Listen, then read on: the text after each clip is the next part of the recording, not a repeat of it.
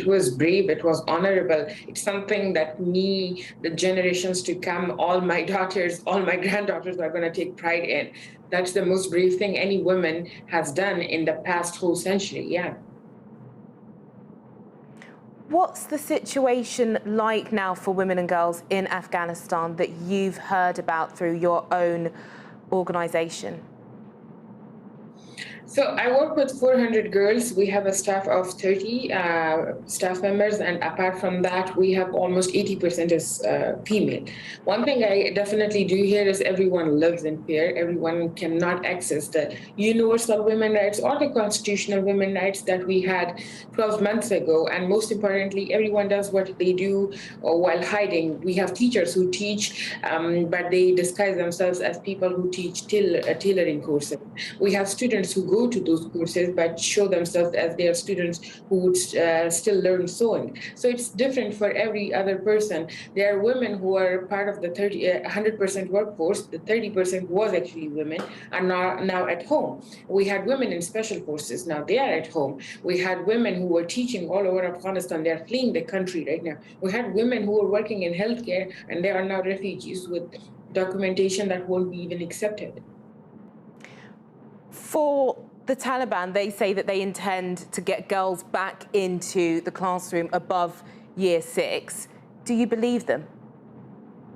I mean, walk the talk. If you're going to get them in classes, why haven't you? If you can do it the same thing for the boys, they are going to the schools. They haven't had any problem. There is no academic waste for them, right? Then how come my girls cannot go to school and the boys can go to school? And when they give this excuse of we don't have resources, so how come you have resources to travel in private jets to Europe, but you don't have enough resources to continue with the teachings? You had time and resources to bomb the country and schools, but you don't have time and resources to build and open the schools for girls? We saw those women in Kabul, on the streets of Kabul, but what is the situation like in other areas? Do women have less rights in those areas? There are no rights in Afghanistan right now for any sort of women. There are no political, economic, social, educational, any sort of rights.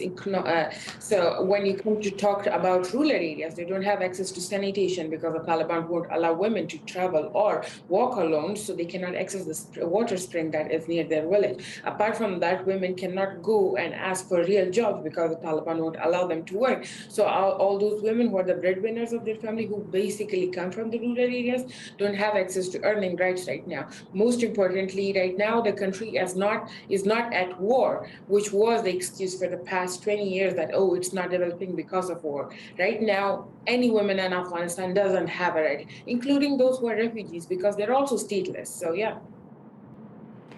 And just finally, we're a year on now with Taliban rule. Next year, what do you think that's going to look like? I would have been positive if the Taliban had shown that they are mature enough to lead a country. They're not mature enough to lead a country. They're playing their own games like in the past 2 decades, what the last governments did. And I do continue to think that nobody actually wants to serve our country. Everyone is there for their own game, for their own power, for their own money. And when all those things are involved, country rarely gets built and a positive picture rarely gets to be painted. Pashtana Dorani, thank you very, very much for your time. Thank you. A total of 21,000 people have been brought to the UK from Afghanistan, according to the Home Office. Thousands are still in temporary accommodation. Ireland says it's accepted 545 Afghan refugees under its protection programme. Among them is the photojournalist Baralai Koshal, who's now resettled in Dublin and has launched his photography exhibition this week, Keeping Home and Hope Alive, at Photo Museum Ireland. Earlier I spoke to him and began by asking how difficult it had been to leave the country and whether his profession had put him at risk. We were shocked, and they were saying that the president left the country and the Taliban entered the city, and everybody were so shocked and scared, and we didn't know what to do. So I had some certificates of my working. I was working as a photojournalist back in Afghanistan with international media outlets, and I had to I was so worried about my certificates, and so I was thinking about to hide them because I didn't know what will happen, and everybody was so scared. So we were trying to hide the documents and things that relate us of working with Western media. And you made the decision to leave and get out. We were trying to get into the airport, but we couldn't manage. It was so hard. And I remember we were in the same gate when the blast happened. We were lucky we left early because one of my friend from US, she was trying to help me to get out of the country. And my other friend, Matt, he's a journalist. He was in Canada and he was trying to help me to get out. He rang me and he said, just stay away from the gate. There are reports that there might be blast. So we went home, and we were lucky when we got home, we saw the news that there were 2 explosions in the same gate that we were. When was the last time you saw your family? It's your wife and your son. When did you last see them? Last year in October, when I left the country. It How does wasn't that make easy. you feel? Well, it makes me feel so sad because I love my son. He's just 2 years old, and I miss my family. And it wasn't easy. It was gut-wrenching to leave everything, everyone behind, your family. I remember my wife when she was packing my suitcase, and she asked me, what should I put in your suitcase?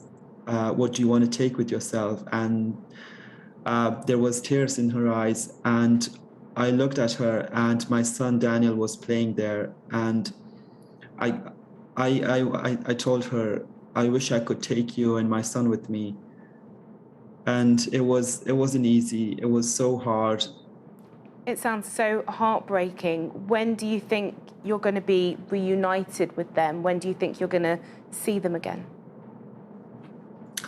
I applied for their visa here in Ireland through family reunification, but the system, unfortunately, is very slow. Like me, a lot of Afghans that I did documentary on them. Like I asked most of them, and most of them, they still have families left in Afghanistan, and they're so worried. And I applied for their visa, and hopefully I'll hear back from them soon. Very hopefully soon. Barialai Akashgal, thank you very much for your time. No worries, my pleasure.